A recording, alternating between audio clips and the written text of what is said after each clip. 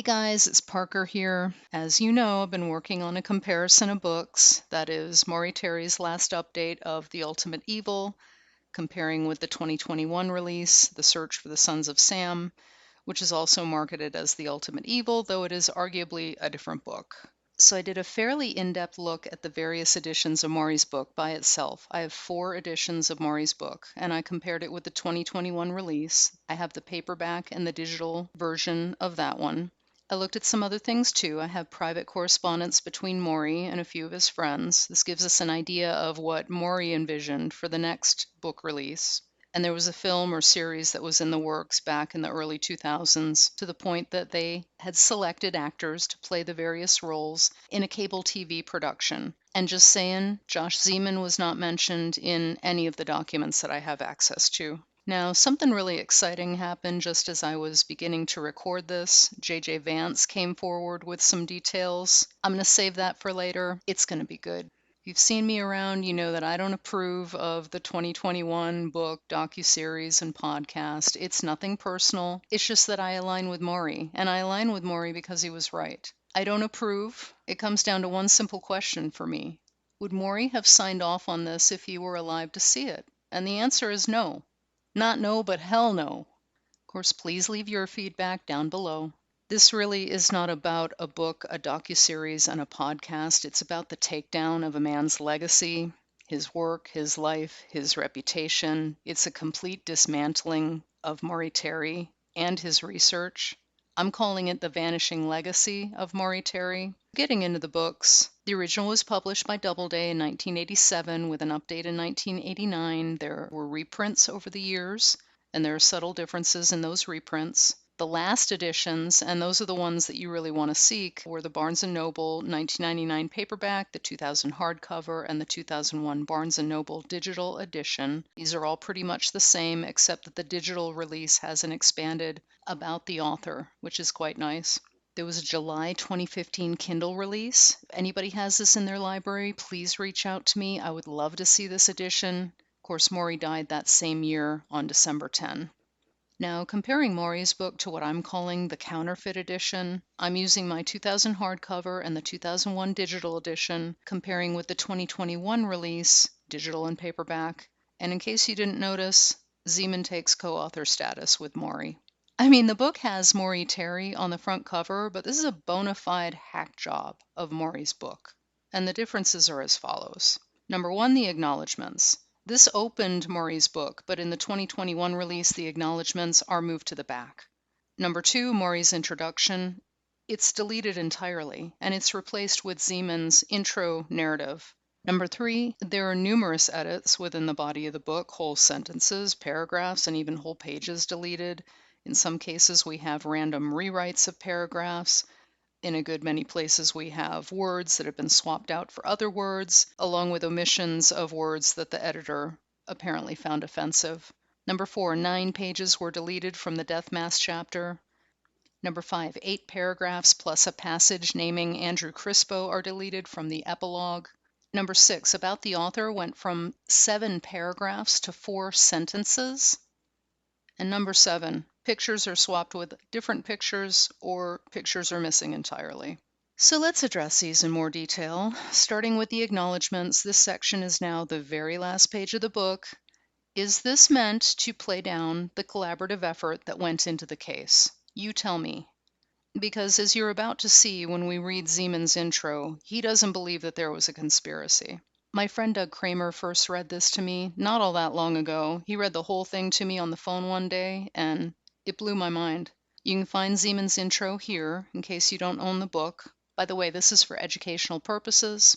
Zeman's intro talks about his work on Cropsey, which we know correlates with the Son of Sam case. And he writes how, while he was interviewing Staten Island residents, he documented what he calls rumor after rumor of devil worshippers who supposedly roamed the island's woods and held ceremonies on Willowbrook's grounds. And he talks about how the satanic panic was sweeping the nation. He calls it hysteria that was brought to a frenzied peak. He doesn't believe in these sightings. He says they were nothing more than devious teenagers. Now, there's a revealing line right here in his introduction. It says, many of the detectives had passed along their findings to a journalist named Maury Terry. and he's talking about local law enforcement. Zeman says he has a desire to explore how people conflate different shades of evil. He says he's always been interested in occult experts for their fascinating knowledge and also for their gross misinterpretations. Zeman speaks for Maury when he says he believes Maury came to the belief that true practitioners of Satanism are far more aligned with atheism and libertarianism than with any religion. Though I befriended Maury Terry, I remain skeptical of his story. Maury is an unreliable narrator, a crackpot. Zeman says Maury pestered him to do a documentary and that for years he refused. Zeman wanted to turn it into a fictionalized story. Maybe I was concerned about what I would find, that much of his story was untrue, he says. Maury was far too close to his story. He had fallen down the rabbit hole and was ensnared in a trap of his own creation. He had spent so many years trying to uncover one conspiracy that he created another. It's a cautionary tale about what it means to be obsessed. It's a descent into the abyss. It led to Maury's demise.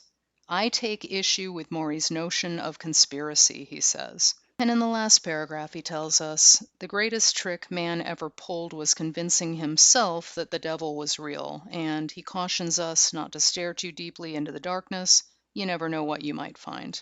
I take issue with the assertion that Maury came to the belief that true practitioners of Satanism are far more aligned with atheism and libertarianism than with any religion. My observation, having read Maury's books, his notes, his Facebook posts, and his private emails, is that he understood Satanists are devout in their beliefs and their practices, and they absolutely do exist. Though we understand that there are as many shades as there are shades of Christians, okay? And Satan and Satanists are generalizations, the same way Christian and Christians are generalizations. This reminds me of an argument I had with Josh in the official Maury Terry Facebook group. I don't remember what kicked this off. I mean, he hardly comments, but he popped in one day to tell me that satanic crimes don't exist. He said it was all satanic panic. He told me I'm not allowed to call them Satanists, even though they call themselves Satanists. When I say it, it's somehow a hate crime, and that by virtue of addressing them this way, I'm religiously persecuting them. But in the same breath, they're not religious, they're just political. I explained that one way I know about this is from working with a deliverance ministry years ago, that I spoke with SRA victims around the country, and I heard things I've never heard anywhere else. And I heard the same things from people that are geographically very far apart from one another. You know, I spent many hours on the phone with these victims. I listened to their testimonies. In some cases, they'd never even talked about this before. It was raw, and it was not contrived. I told Josh that I thought he'd seen enough in his career that he shouldn't be so naive. He told me I should talk to some Satanists to find out more about their point of view. This happened in the official group. Lots of people saw it. It may have begun on my comment that the unofficial group is loaded with Satanists, and the only reason I even know this is because at some point we have been trying to figure out who the mole in that group was. Someone had been sharing screenshots with a certain content creator. Anyway, in the argument with Josh, he called me a Q follower. I find that a pretty nasty tactic. In my case, I actually had a website at one time hammering the falsehood of Q, and I actually quit a certain position, partly due to Q, but anybody can be written off this way. The point is, you can see my firsthand experience is that this is a narrative, it's a bias. I brought the conversation up because it illustrates the prejudice. And it's not about me, it's about the portrayal of Maury. So getting back to the book, Zeman's intro is in, Maury's intro is out, and unless you have those old Barnes & Noble editions, you ain't gonna see this intro ever again. I'd like to read some portions of it for educational purposes. Maury writes, from the outset, I was skeptical of Berkowitz's claim of sole culpability, and those suspicions marked the beginning of a perilous investigative odyssey destined to continue for many years. During that time, I traveled from completely outside the case to a point where I was able to uncover many of the horrific secrets hidden within its very core. The trail led from the hushed silence of a church in Palo Alto, California, to the mansions of Beverly Hills, and from the golden wheat fields of North Dakota to the posh decadence of Long Island's Hamptons and the squalor of a half a dozen prisons. This book, which chronicles that harrowing voyage deep inside one of America's most infamous cases, was first published in 1987. It was updated 2 years later and has now been brought into 1999 by virtue of this introduction and comprehensive new epilogue. However, This is not a Son of Sam story. On the surface is the enigmatic David Berkowitz, but far below is an infinitely more frightening specter, a highly motivated and well-organized cult group whose various criminal enterprises included the 44 homicides. While using the trappings of the occult, the group's main goals were power, greed, and terrorism. It is the embodiment of organized evil, and it still stains America on the eve of the millennium. It has thrived because its tentacles ensnared a number of jaded allies whose influential positions enabled it to extend far beyond New York. So, more than anything else, this book is an examination of a volatile consortium which evolved with the times, altered its face, and constructed a facade which it burrowed into the 1990s American landscape. But beneath the contemporary veneer, it remains what it always was, a well-connected criminal cabal which some authorities today regard as active and dangerous because they believe it is presently aligned with a number of incendiary U.S. hate groups, radical movements, and militias. To understand why the Son of Sam and other related killings happened and how those ultimately the most responsible for them managed to continue their operations into the present day, it is perhaps beneficial to pose a few questions. Did the government deceive the public about Vietnam, Watergate, and Iran-Contra? It did. Did the government fatally fumble the 1993 standoff at the Branch Davidian compound in Waco, Texas? It did. Was the FBI implicated in a cover-up in the 1992 shooting deaths of the wife and son of separatist Randy Weaver at Ruby Ridge, Idaho? And was it later blamed for also botching the 1996 bombing case at the Atlanta Olympics? It was. In general terms, have so-called servants of the public misled that same public about a host of other misdeeds on national, state, and local levels over the course of many decades? They have. And do deceptions, cover-ups, and blatant bureaucratic ineffectiveness continue to incubate in various forms throughout the United States today? They certainly do. Skipping ahead a bit, Maury writes, to be sure, hundreds of dedicated police officers worked feverishly on a tremendously draining 44 investigation in 1976 and 1977. They weren't the problem. In the pyramid structure of the system, information flowed upward, leaving field cops with knowledge of only isolated fragments of the case. But at the top, a small group of police brass, politicians, and the office of the then District Attorney of Brooklyn, in particular, were privy to all the accumulated data. And it was at those levels where some of the strongest evidence of conspiracy was suppressed. So just want to remind you, Zeman takes issue with Maury's notion of conspiracy, and I can't tell you who made the decision to delete this entire section from the book, but everything I just read to you has been scrapped. I have another piece here, Maury writes. The evidence reveals that events were manipulated behind the scenes by a handful of influential individuals who, although not directly involved in the shootings themselves, were compromised because they had interacted with cult leaders at high society drug parties that featured sex with children.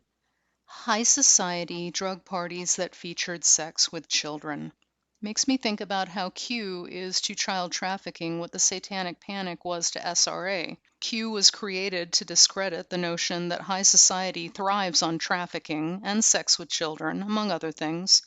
And it strikes me that I kept seeing this accusation of QAnon in Zeman's interviews surrounding the release. QAnon is used specifically to discredit, the same way the Satanic Panic is used to discredit.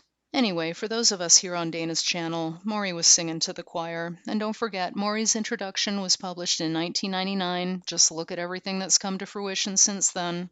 Another thing I'd like to point out from Maury's introduction, you may not know that the surviving victims and the victims' families themselves also believe in a wide conspiracy, and Maury gave us some examples here. Jerry Moskowitz, father of 44 victim Stacy, told us his cousin was a judge in Brooklyn where it was common courthouse gossip that the case was butchered. Likewise, Carl De Niro, surviving victim, said in 1997, by now, anybody who knows anything about this knows that Berkowitz had accomplices. Mike Loria, father of the first victim, Donna Loria, also believes Berkowitz acted with others. I know he killed my daughter, but he had help in all of it, Loria stated.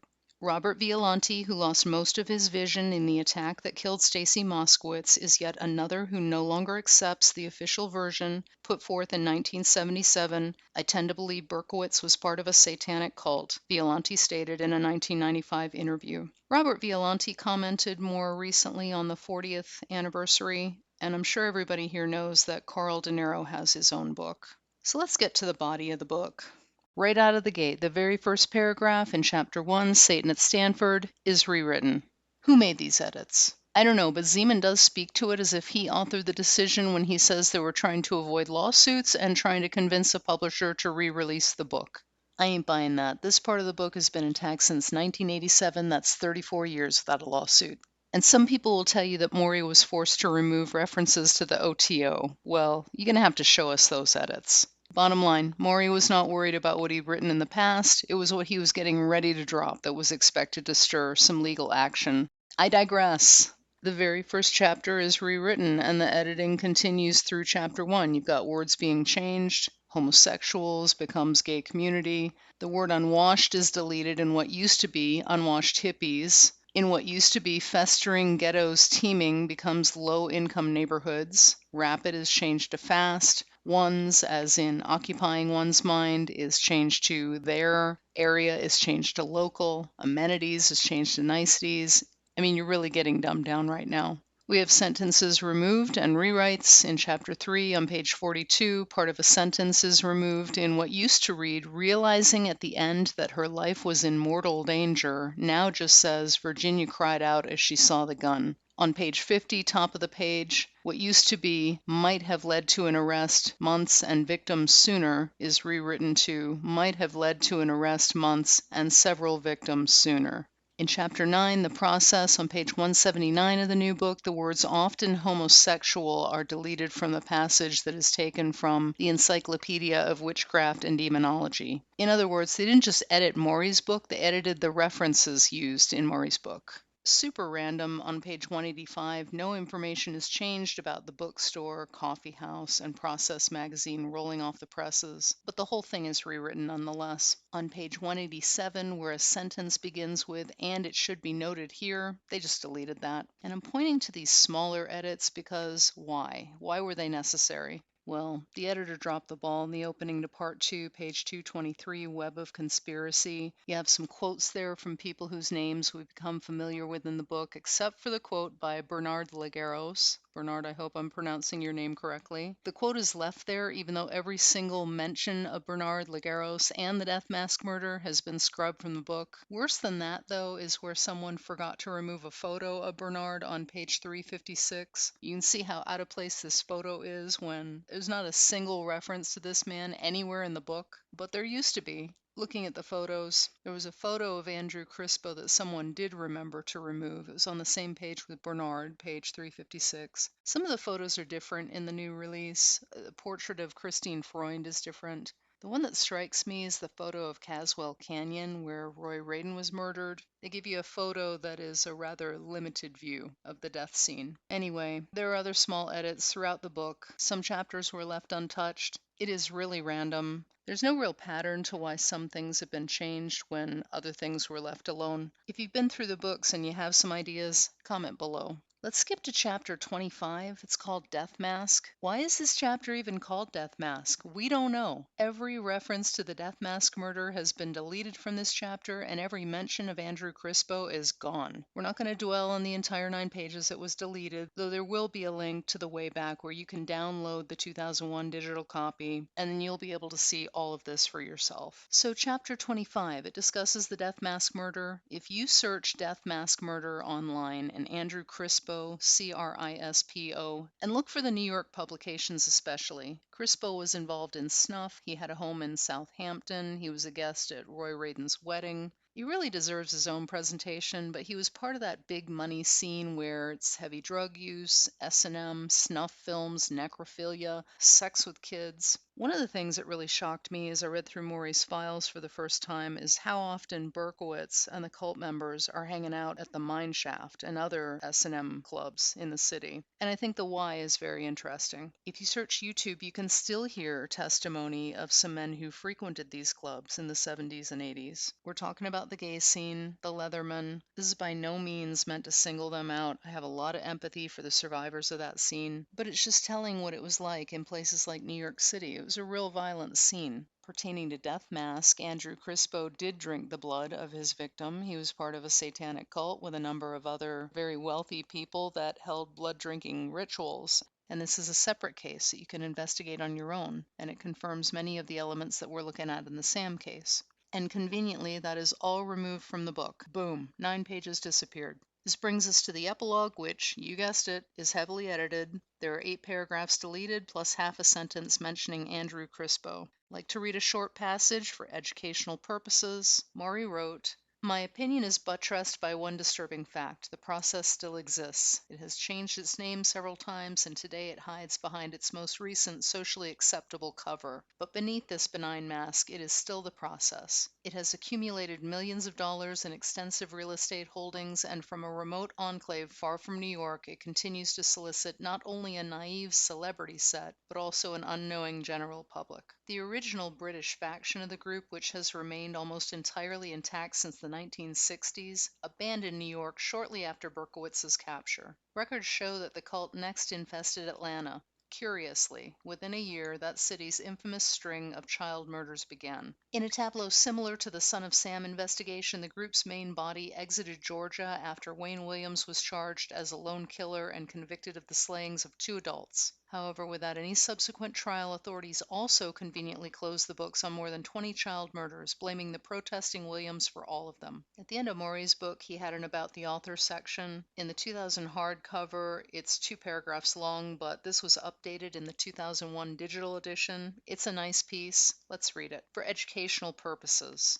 Maury Terry is an award-winning author, investigative reporter, and television producer whose work has been prominently featured in both the broadcast and print media. His best-selling book, The Ultimate Evil, which is today in its 3rd edition, documented the existence of a conspiracy in New York's infamous Son of Sam homicides. Terry has also written about major criminal cases for Vanity Fair, Gear, and Penthouse magazines, and for the Gannett newspaper chain, among others. Terry also has reported and co-produced nearly a dozen national TV reports about the Son of Sam conspiracy. In 1993 and again in 1997, he conducted the first television interviews about the case with convicted killer David Berkowitz. Terry's television credits also include exclusive national specials on the O.J. Simpson case, New York's notorious Joel Steinberg Hedda Nussbaum investigation, California's unsolved Zodiac homicides, the Gainesville, Florida campus slayings, and a variety of other stories. His work has been featured on Inside Edition, A&E's Investigative Reports, American Justice, Now It Can Be Told, A Current Affair, Unsolved Mysteries, Dateline, Rivera Live, Geraldo, New York's WABC TV, MSNBC, Fox News Channel, CNN, and many other TV and radio outlets.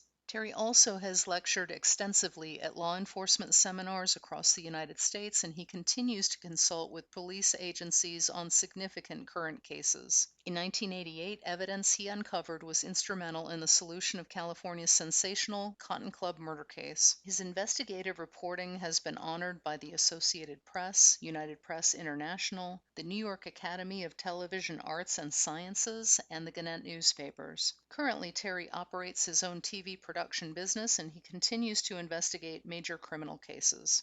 So this was reduced to 4 sentences on the back cover of the 2021 release, and fuck you, that's all you get. So, I have some questions. Who edited this book? Did Maury's family ask for his credentials to be removed from the book? Did they get a chance to read it before it was published? Did they read Zeman's intro? Does Maury's family believe he was a crackpot? Did Maury's family give Zeman carte blanche? Maury left his family in charge when he signed his will in Mount Sinai Hospital 5 days before he died. There are several family members plus a few friends named there. Zeman is not named in the will. And I'm not pretending to know what happened after Maury passed. The will was filed in July 2020. 2017, which lines up with the sometimes Zeman says he got the files in the summer of 2017. I would really like to know how many documents Zeman actually looked at in Maury's files, because when I listen to his podcast, there's all kinds of things he doesn't know that he should know, starting with Staten Island. Why did Zeman give the files to Manny, of all people? Manny was already starting to throw Maury under the bus at the point when he was given the files to scan. I mean, someone needed to drag Maury completely through the gutter, and Zeman can only do that to a limited degree because the family is friendly with Zeman. That's just my opinion, and I'm allowed to have it. Manny's narrative and Zeman's narrative are aligned, except that Manny takes it to a disgusting, full-throttle character assassination. Can you tell me why Manny is allowed to violate the NDA while also insulting the shit out of Maury's family, and nobody ever calls him on it? And make no mistake, several of us have reached out to Zeman to alert him to what is being said. I mean, I'm not professing to catalog Manny's work, okay, but I watched those videos immediately after the file leak. Look, it's a chore to watch, and I'm alumni. I've been accused a few times. I'm in good company. Yep, at one point I was going to do an expose, but think about it. If I'm watching Manny, I'm not spending time on my research, and maybe that's the point. But this is not to say that I don't love me some sonofsamfiles.blogspot. We all need a good laugh. The NDA, we've all seen it. Manny talks about it. You're not allowed to talk about the NDA. That's written right into the NDA. But we've heard the whole story. He was invited to Zeman's house in Connecticut and told to scan the files. He's told us about the other people that were there. And Manny says he was told to research the files in June 2021. Can you make that make sense? The book, the docuseries, and the entire podcast series was already out there, so why then? And why Manny? Interestingly, right then, Manny really started to tear Maury down. And Manny has been using the file information all along, on the air, on the sneak, while accusing other people of putting it out there. But if the authentic reason was to see what findings could be made, then why not give the files to people who are expanding on Maury's research? Zeman said in his podcast that all the leads had been exhausted and all the clues had long since run dry. That is incorrect. Was there an NDA on these docs because there is information that can be followed up on? And just look at the extensive campaign to tear it all down. A book, a docuseries, and a podcast isn't enough for them. How about that podcast? You better be wearing tall boots, because this is wall-to-wall bullshit. He brings on Gary Lackman, of all people, to school us on the origins of Satanism. Are you kidding me? Gary Valentine? He's only 4,000 or 5,000 years off in his synopsis. Do you think Gary doesn't know he's given us a whitewash? Bonus, you're going to get to hear Maury coughing in the background, I don't know, 6 more times. Why is there so much emphasis on Maury's coughing? And did the family listen to this? Same theme, different platform. It was more of Maury's own satanic panic wild goose chase. Tragically, it was only towards the very end did he realize that he spent way too much time chasing ghosts, that in the end there was no network of Satanists. Maury's greatest tragedy is that he didn't end his investigation sooner, that he didn't stop when he should have. I wasn't interested in doing a documentary, Zeman says, no matter how much Maury pestered me. How do we know this is the truth? Zeman, can you play some audio of Maury pestering you to make a documentary? I mean, I wouldn't normally accuse someone of lying, but you did lie about talking to David Berkowitz. In an interview with Esquire, Zeman says no, he didn't talk to David Berkowitz in preparation for the documentary. Then literally the next day, A&E published an interview where Zeman says he visited David 3 or 4 years ago, and let's just say I got what I wanted to know. Yeah, let's just say that David turned you away as soon as he saw you. Zeman came unannounced. He wrote on the form that he was David's friend. I want to say that he pretended that David was expecting him, but I'm not 100 on that last detail. David was not happy, but he wasn't a jerk. He saw Zeman, wished him well, and sent him on his way. Side note to anyone chastising me for being friendly with David, you can kindly fuck off. I noticed Zeman changes his story from one interview to the next. And don't at me, I'm just reading stuff off the internet. In Rolling Stone, he says he got the files a couple months after Maury died. Elsewhere, he says he got them in the summer of 2017. He says he spent 10 years trying to get the story out there in the public eye. 10 years. Zeman tells us that the cops called Maury a crackpot and that the only people that would give Maury a platform were the tabloid press. But then he also tells us that journalists, lawyers, and police all said he needed to talk to Maury Terry to get the details on Cropsey. But wait a minute, do you remember those parts in the About the Author that no longer exists? I didn't know Vanity Fair was tabloid press. I didn't know A&E's Investigative Reports was tabloid press. I didn't know Unsolved Mysteries is tabloid press. I didn't know Dateline is tabloid press. I didn't know NBC, Fox News, and CNN were all tabloid press. When confronted, Zeman always gives the prepared answers. He has to dance to the tune of the family, and it was so hard to convince a publisher to re-release this book. Yeah, the book was a bestseller. The last edition was sold out within a few years of printing. If you dig into the editions of this book, you'll see it was printed over and over again. If I'm not mistaken, there were 10 printings of this book before 2021 got a hold of it. Some people call Maury a church lady. Zeman says Maury saw Satanists everywhere. I'm going to speak on Maury's behalf right now. If you don't want me to see Satanists everywhere, get out of my face with it. Within the membership of the unofficial Maury Terry Facebook group alone, I saw countless photos of people with blood all over their faces and especially all around their mouth. I saw someone holding a baby animal with blood dripping down their chin. I saw a person covered in blood next to a bathtub full of blood, with blood smeared on every surface and symbols drawn on the wall in blood. I saw a woman who had hollowed out a bear carcass and made her children lie inside of it, and then she took pictures. I saw all kinds of funny memes, like dismembered bloody hands in a basket with a caption that said, "If I'm hungry, I'm going to eat." I saw photos of a satanic ceremony with a small body on the altar. I saw photos of hooded people in the woods using their torches to burn a large object. They didn't look like teenagers. When they tell me pagan stands for people against goodness and normalcy, I believe them. So to the retractors, if you'd like some help pulling your head out of your ass, check out these couple of websites. Just a sample. One of them belonged to a founding member of the process, and the other one I found while exploring the many links. You'll need a translator for the first one. It's in French. To Manny's audience, this only works if you haven't read the book, and we know you haven't read the book because you still believe that Maury conducted this investigation all by himself. Of course, the only thing you have to go on is what Manny tells you, and that's horseshit. And it should be embarrassing, but somehow it isn't. Is this why the acknowledgments are moved all the way to the back of the book? You never hear about the extensive list of city officials, police and sheriff's departments, retired detectives, private investigators, reporters, various district attorneys' offices around the state of New York, the FBI, eyewitnesses, numerous informants, and so on. While you're listening to Manny, why don't you start keeping count of the number of people that have to be discredited in order for this story to be true? Here I want to show you Maury's Wikipedia page, and you will not find Maury's credentials anywhere online. Now, something really exciting did happen yesterday. Just as I was recording this, our friend JJ Vance passed along some information that blew me away. And what do you know? It's a 2015 series called The Ultimate Evil. This whole thing kind of knocked my socks off. You'll see it on IMDb. James Franco was the producer. This matches exactly what Maury said in his emails. And there was also mention of HBO. Long story short, Maury didn't embellish. Zeman's claim of being Maury's last hope is... Of course, we can see that Franco's production didn't go very far. We're going to have to look into that some more. It certainly seems that Maury gave the rights of the story to people that have not treated it as Maury intended. And he's dead now. One commenter noted that Maury would be rolling over in his grave. But what's so odd is this other production called Deuces. The producer of Deuces. Very odd. The premise of Deuces. And the film crew of Deuces. You'll find out soon enough. JJ is Operation GCD, and JJ, I love your work on Idaho 4. Check it out. I have faith that Maury's family still loves him and that they believed him, and maybe they thought he forfeited a normal existence in order to go down this path. We could also call this the ultimate sacrifice. Maury was a man that fought for truth and justice. He stood up to the corruption and exposed it. He was tenacious. He put himself on the line. If I were Maury's family, I would like to know that today, still, we are building on his research. We hold Maury in very high esteem. He was meticulous. I would like Maury's family to know that he is remembered very fondly by his OG law enforcement friends. They remember him not just as a great friend, but as a man who truly accomplished something. That's one of the reasons I enjoy keeping in touch with them. They were brothers. There was an outpouring when Maury died. He had many longtime friends, close friends that admired him. They miss him tremendously. And the neatest thing is knowing Zeman made his docuseries, and the audience saw right through it.